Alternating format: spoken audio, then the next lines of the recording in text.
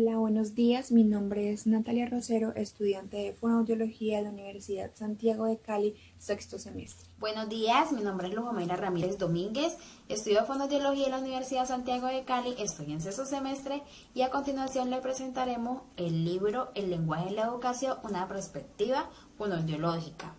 Editora Rita Flores Romero, fonoaudióloga y profesora del Departamento de la Comunicación Humana y sus Desórdenes, Universidad Nacional de Colombia, Bogotá. Capítulo número 1. El lenguaje en la educación. El lenguaje es reconocido como uno de los pilares de la educación básica primaria, aunque aún no se aprecia conciencia sobre la RELE, que es el significado de la relación entre el lenguaje y la educación. La RELE es una relación mutuamente incluyente, esto quiere decir que el lenguaje naturalmente es mucho más que la educación y la educación es mucho más que el lenguaje. Sin embargo, ninguno puede ser desmembrado del otro. De la misma manera, el lenguaje invade la educación de manera dinámica, presentándose una concepción de educación que incluye los procesos educativos con sus protagonistas, tal como ocurre en el tiempo y el espacio de la escuela. Los aconteceres que ocurren al exterior del espacio escolar, pero que influyen de manera muy poderosa en los procesos educativos. Los primeros tienen que ver con los aprendices, los maestros, los programas de estudio, la construcción de conocimiento, la pedagogía y el discurso en el aula. Y los segundos se refieren a las políticas educativas del Estado, a la educación como disciplina y a la formación de maestros. Hablar de la RELE exige hablar de asuntos como la concepción del lenguaje en el campo de la educación, el lenguaje en todas las áreas del currículo, la relación, la política educativa y la formación de maestros, los cuales le hablaremos de estas tres últimas que son las que conforman específicamente a la RELE. En la educación como región disciplinar, mientras la educación sea reconocida como una región en cambio a disciplinarse, esta tiene la responsabilidad de construir dispositivos que faciliten la descripción, comprensión e interpretación de los fenómenos educativos. En ese sentido, lo que se quiere sustentar con esto es que la relación conceptual y la legitimidad de la relación lenguaje-educación como un modelo de indagación en el dominio académico. En cuanto a las políticas educativas, cuando se reconoce la validez conceptual de la relación lenguaje-educación, se deben diseñar políticas que respalden la importancia del lenguaje en la totalidad del proceso educativo. Estas políticas parten del conocimiento de dos propósitos complementarios. El lenguaje contribuye al desarrollo personal del niño, tanto del lenguaje hablado como del escrito, incluyendo así también el aprendizaje exploratorio, las tareas de organizar y de dar sentido a la experiencia, en donde el lenguaje juega un papel muy importante en el desarrollo emocional, intelectual y estético. El lenguaje contribuye a la preparación para el mundo adulto, en donde las personas necesitan ser capaces de comunicarse efectiva y apropiadamente en el amplio rango de situaciones personales, laborales, sociales y políticas en las que puedan encontrarse. Por último, en la formación de maestros entenderemos por maestro formado en lenguaje, no únicamente aquel que posee un comentario declarativo sobre el lenguaje y que pueda hacer uso de este conocimiento en su actuación pedagógica, sino también aquel que es en su usuario de excelencia del lenguaje tanto oral como escrito. ¿Esto con qué fin? Con el fin de comprender su papel vehicularizado para el aprendizaje, para así también mejorar sus habilidades como usuarios del lenguaje. Una política de formación de maestros contempla la recomendación de que todos los maestros en formación de todas las asignaturas primarias y secundarias participen en cursos dedicados al estudio del lenguaje. De esta se desprende la construcción de una cultura pedagógica en la escuela basada en, primero, la comprensión del poder que puede tener el lenguaje, el reconocimiento de la mayoría de la importancia que tiene el aprendizaje del lenguaje, la necesidad del lenguaje para la comprensión crítica y la concesión del lenguaje.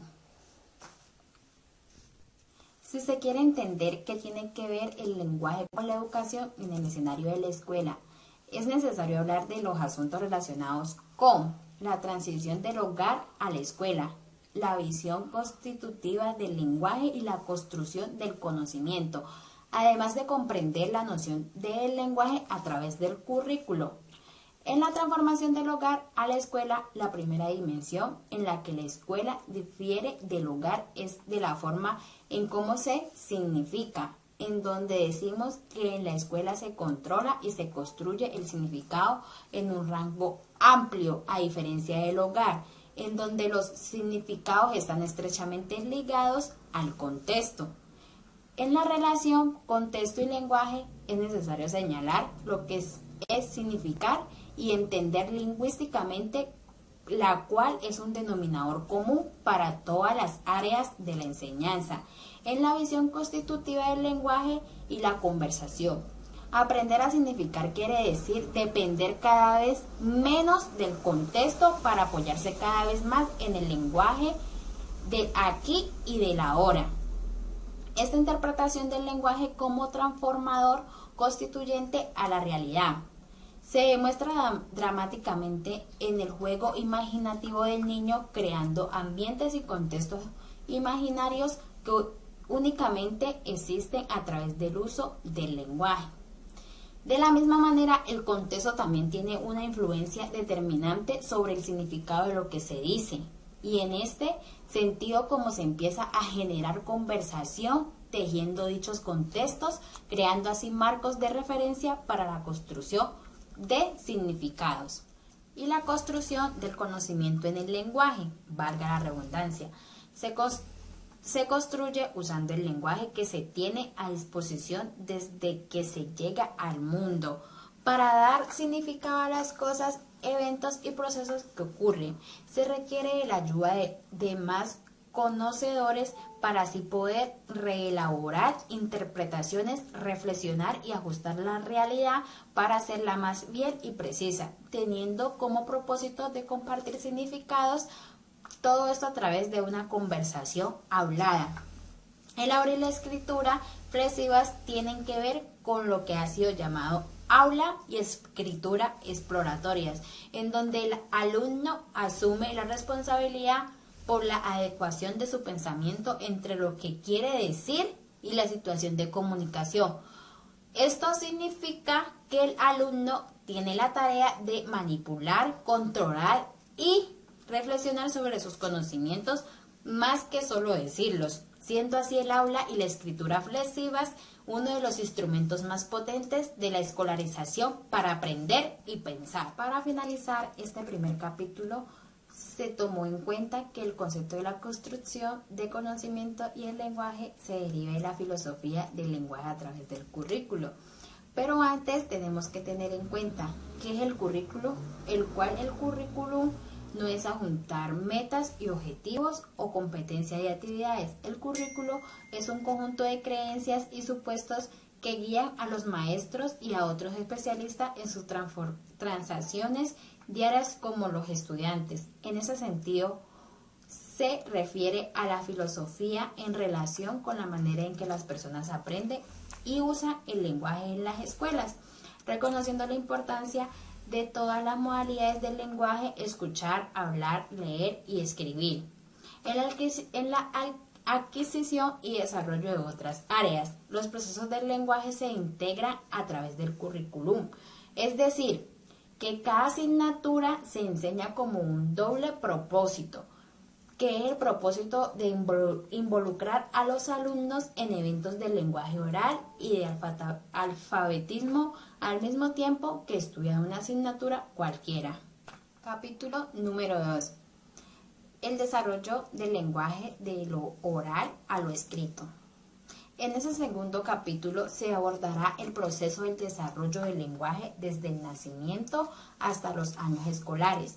Este se organiza en tres partes que delinea la dinámica que entreteje por un lado el lenguaje en su proceso de adquisición y desarrollo y por otro el ingreso a la experiencia formal de la educación en la escuela, en la que el lenguaje escrito juega un papel muy importante. Esta se subdivide en 4 partes. La primera tiene como nombre Aprendiendo el lenguaje y usando el lenguaje para aprender, en donde se escriben 8 logros que los niños usan y hacen cuando aprenden lenguaje y usan el lenguaje para aprender, los cuales son conversar, construir, conocer, negociar el significado, habla flexiva, escritura flexiva, pensamiento flexiva y historial, donde crean habilidades que presentan en el aprendizaje de las reglas del juego de la comunicación con sus funciones y significados y formas. La segunda tiene que ver con las habilidades discursivas en la infancia temprana, en donde se ven evidenciados los juegos niño-adulto, la etapa prelocutora e ilocutora, la iniciación de tópicos conversacionales y la toma de turnos. Durante los años preescolares, la noción del tópico va mucho más allá de las interacciones tempranas entre el infante y el adulto. Además de lo que los turnos se tornan más complejos ajustándose al oyente. La secuencia del desarrollo del lenguaje se descubrió organizadamente en 3 grupos que son funciones, significados y formas, en donde se sugiere una secuencia común y una enfatizando que el desarrollo del lenguaje es continuo y sin barreras. La tercera tiene que ver con la relación del lenguaje, alfabetismo y educación en la transición del hogar a la escuela, en donde la relación de estas permanece vigente en todo lo largo de esta sesión de manera particular, abordando la comprensión desde la perspectiva de la comprensión y transición del hogar durante los años preescolares al ambiente de la escuela, incluyendo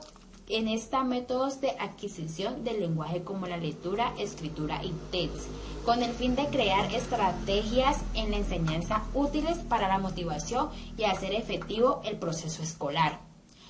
Y por último, la cuarta tiene como nombre Aprendiendo a escribir y escribiendo para aprender, en donde nos habla que el desarrollo de la escritura consta de la diferenciación y refinación progresiva de todo un repertorio de esquemas o mecanismos organizados jerárquicamente en diferentes modelos de procesamientos, teniendo así unos subprocesos para este desarrollo que incluye la formulación de metas y la planeación, el enmarcar el discurso escrito, la generación del contenido, la producción del lenguaje escrito y el reprocesamiento. En donde tenemos que enmarcar el discurso escrito se refiere a dirigir la producción escrita hacia cierto tipo de escritura o género, sea narrativo, expositivo u argumentativo. En la generación de contenido, este proceso se asocia con pensar en qué decir relacionado con la manera como el conocimiento se encuentra codificado o representado en la mente de una persona y la disciplina para su uso. En la producción del lenguaje escrito tenemos que es un proceso de traducir redes de metas, submetas y unidades de conocimiento, contenido en oraciones explícitas, ordenadas lineal y gramaticalmente unidas de acuerdo con ciertos principios de cohesión, cumpliendo con los diferentes objetivos y producción. Finalmente, cuando hablamos de procesamiento, nos referimos a reciclar cualquier producto en el proceso de escritura, el cual se reconsidera para una posible modificación. El capítulo 3 de este libro aborda el tema de la niñez y escuela con una mirada desde los derechos del niño. Acercarse a una conceptualización sobre el derecho humano infantil implica necesariamente reconocer al niño como un ser social, cuyo desenvolvimiento depende de la calidad de las relaciones ofrecidas por los adultos responsables de su crianza y educación. Dicho de otro modo, el desarrollo infantil es un proceso de cambio en el cual el niño y la niña aprenden a dominar niveles más complejos de movimiento, pensamiento y sentimiento. Del mismo modo, interactuar con personas y objetos del medio ambiente. Tenemos que tener muy en cuenta el derecho a la educación en el marco de los derechos de los niños y las niñas, en donde la UNICEF reconoce y establece los derechos del niño como objetivos y metas culturales, y el desarrollo integral se convierte en la meta principal de todos los programas en su beneficio. La Convención sobre los Derechos del Niño recoge el derecho al desarrollo de la niñez, en donde los padres tienen como obligación y responsabilidad la crianza de éste, así como también la igualdad de oportunidades para acceder a una educación que desarrolle sus potencialidades, su vida cultural, entre otros. La Misión de Ciencia, Educación y Desarrollo de 1994 mostraba cómo en Colombia se requería de una profunda reforma educativa que incluyera creación, transformación y aplicación, de tal manera que eliminaran los factores que reproducen la pobreza, el atraso y el deterioro del medio ambiente.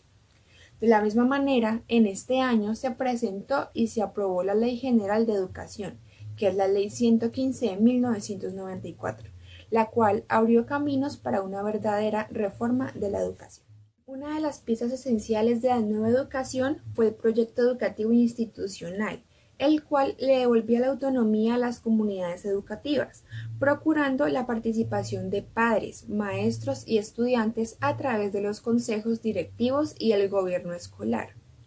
Otra perspectiva que no tiene en cuenta los niveles educativos identifica tres núcleos que permiten caracterizar la educación en Colombia, los cuales son calidad de la educación, las políticas estatales y los maestros, que estos tienen que ver con la cobertura de la educación, las normas, leyes y regulaciones, así como también la formación de docente y estudiante. El cuarto capítulo de este libro nos habla sobre la fonoaudiología escolar, en donde las escuelas constituyen un campo legítimo de desempeño para la fonoaudiología educativa, en cada uno de los países en que se ha ido desarrollando en cuanto a sus áreas, rol y funciones. También tenemos que tener en cuenta que en los servicios fonoaudiológicos, la fonoaudiología identifica y apoya los procesos de los estudiantes que estén afectados adversamente por dificultades comunicativas. Estos servicios incluyen también prevención, identificación y valoración.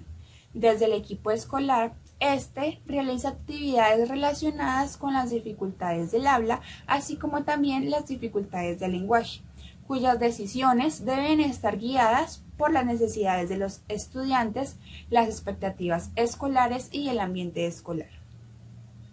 teniendo también muy en cuenta que los servicios de fonoaudiología se deben dirigir tanto a educadores así como también a los estudiantes. Sabemos que la ASHA es la Asociación Americana de Lenguaje, Habla y Audición, y esta, con el fin de mantener los estándares de los servicios de fonoaudiología, ha desarrollado y promocionado un número importante de documentos escritos para la prestación de servicios, presentándolos en dos secciones, los cuales son: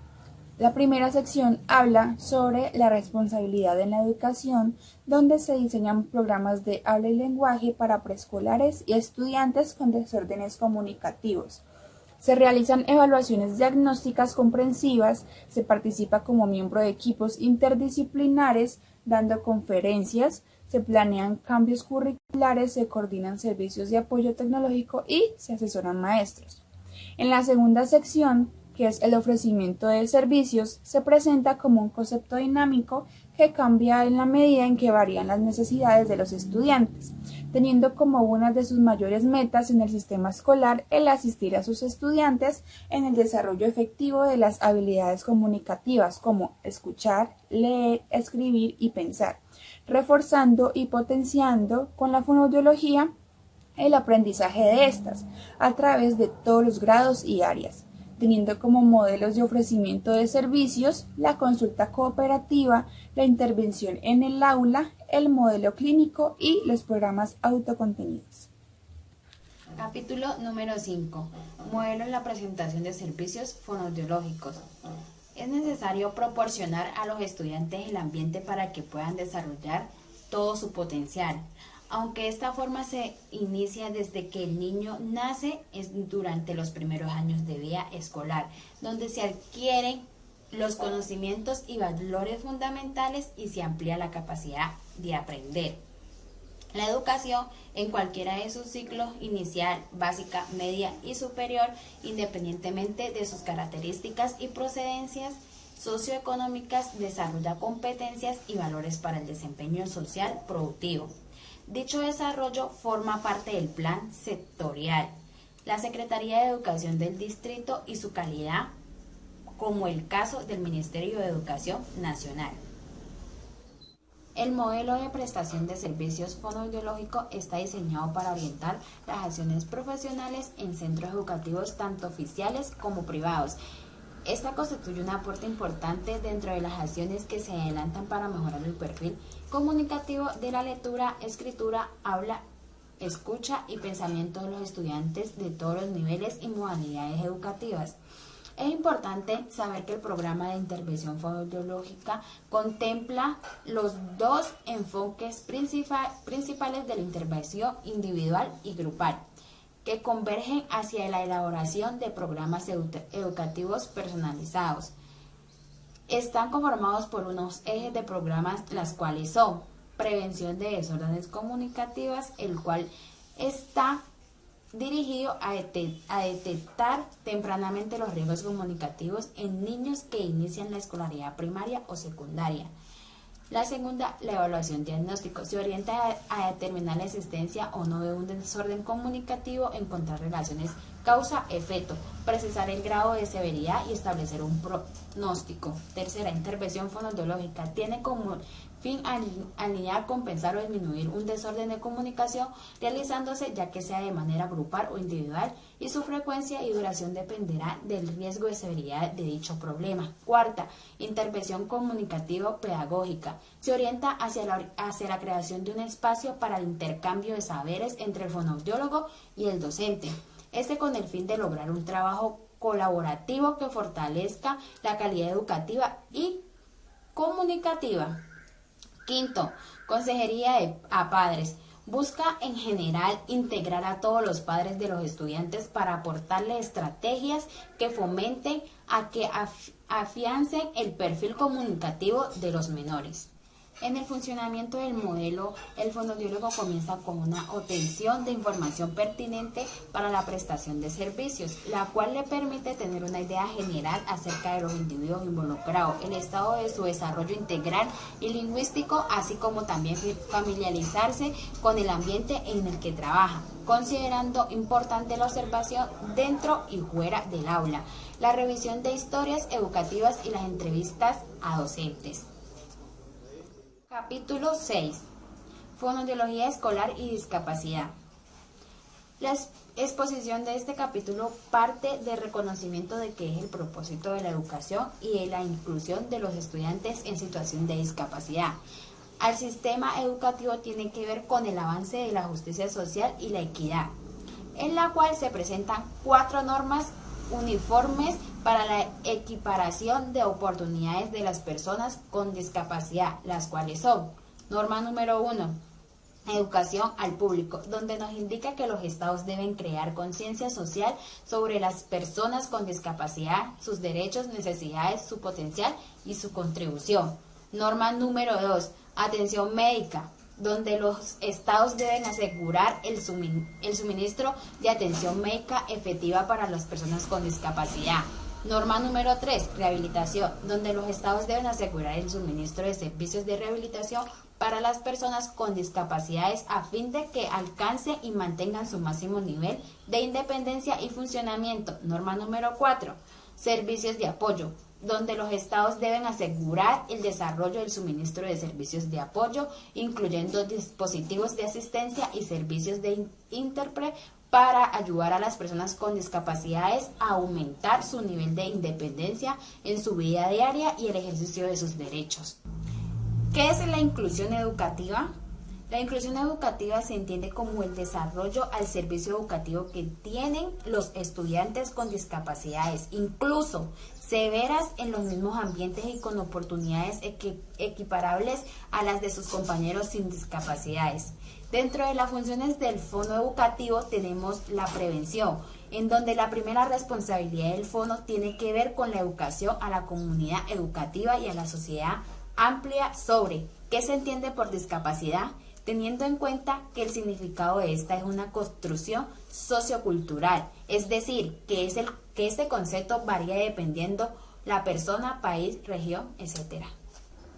Teniendo en cuenta lo anterior, tenemos que el funcionamiento se reconoce en 4 aspectos positivos, que son integridad de las estructuras y funciones corporales, desempeño adecuado de actividades de la vida, posibilidad de participación en las situaciones vitales y la existencia de un entorno facilitador. Y la discapacidad se reconoce en 4 aspectos negativos, que son deficiencias en las funciones o estructuras corporales, limitaciones en las actividades que realiza la persona, restricción a la participación en situaciones vitales y presencia de un entorno con barreras y obstáculos. En otras palabras, lo que esto quiere decir es que dependiendo de si la persona se encuentra en un estado de funcionamiento o de discapacidad, siempre se verán afectadas, sea positiva o negativamente, las funciones y estructuras corporales, así como también la realización de las actividades cotidianas y su participación social.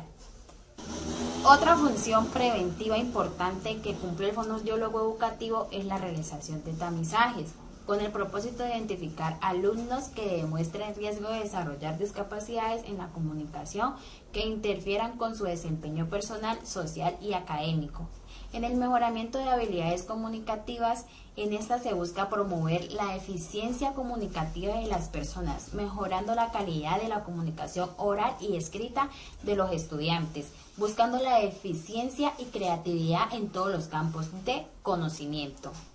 En la evaluación, diagnóstico y tratamiento, dependiendo del tipo de desórdenes comunicativos que se presente, asimismo se dará el diagnóstico y tratamiento respectivo para cada caso. Todo esto con el fin de evitar los fracasos académicos y posteriores a eso una reducción de oportunidades y a una claridad de una vía deteriorada. Y por último, en la consultoría, el fonoaudiólogo a través de esta ofrece servicios de apoyo al proceso educativo en lo que tiene que ver con el lenguaje oral y escrito como fundamento del aprendizaje en todas las áreas del currículum para todos los estudiantes con o sin discapacidad. El capítulo 7 de este libro nos habla sobre los PEP, que son los proyectos educativos personalizados, en el cual el decreto 2082 de 1996 instituyó este proyecto educativo personalizado como una noción incluida en el proyecto educativo institucional PEI, el cual es un instrumento que determina sus necesidades educativas especiales y genera una respuesta educativa permanente que le permite, al igual que al resto de la población escolar, alcanzar los objetivos de la educación. Hay que tener en cuenta que el PEP es específico para cada niño y estos son constituidos por el equipo de profesores, orientadores, personal de apoyo en el hogar y miembros de la familia o cuidadores. Ya concluyendo este libro con el capítulo 8, este se refiere al lenguaje en la educación superior, pero antes de entrar en este tema tenemos que tener en claro que el bienestar comunicativo no es una sensación, sino una capacidad para usar el lenguaje y la comunicación eficientemente en diversos contextos, teniendo así las habilidades necesarias y suficientes que debe tener un individuo para poder vivir y participar en una comunidad simbólica, expresiva y normativa. Ya entrando ahora sí al tema del lenguaje en la educación superior, en esta se incluye la comunicación en el aula y la escritura en la universidad, en la cual la comunicación en el aula tiene como principales actores a los maestros, los cuales son los productores de discursos que a veces desconocen o ignoran algunos de los aspectos importantes del acto comunicativo y privilegian solo la transmisión de información, entendiendo de esta como el envío de datos sueltos a un destinatario con una instrucción específica. Es por este motivo que se hace énfasis en la necesidad de revisar y de reconstruir una arquitectura comunicativa propicia para el mejoramiento de los procesos de enseñanza y aprendizaje y analizar así también los aspectos relevantes en una interacción comunicativa. En este mismo sentido, al hablar de la escritura en la universidad, la relacionamos con la cultura escrita de la misma, ya que la universidad es un constructo sociocultural que tiene muchas maneras de pensarse, verse y decirse. Por ende, esta depende de las competencias comunicativas, las cuales posibilitan procesos de aprendizaje positivos que van incluidos en un desempeño académico de calidad.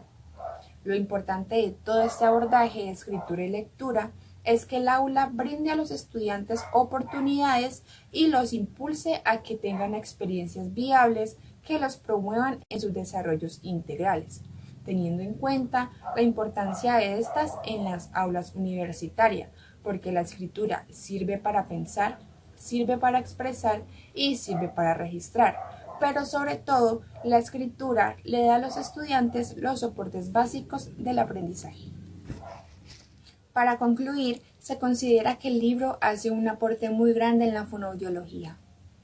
El libro El lenguaje en la educación con una perspectiva fonoaudiológica aporta al fonoaudiólogo en su formación y se dirige especialmente al desarrollo como profesional, pero también como ser humano, de manera en que nos nutre de nuevos conocimientos y nos fortalece otros, además de que se adquieren las herramientas necesarias para cada área del currículo,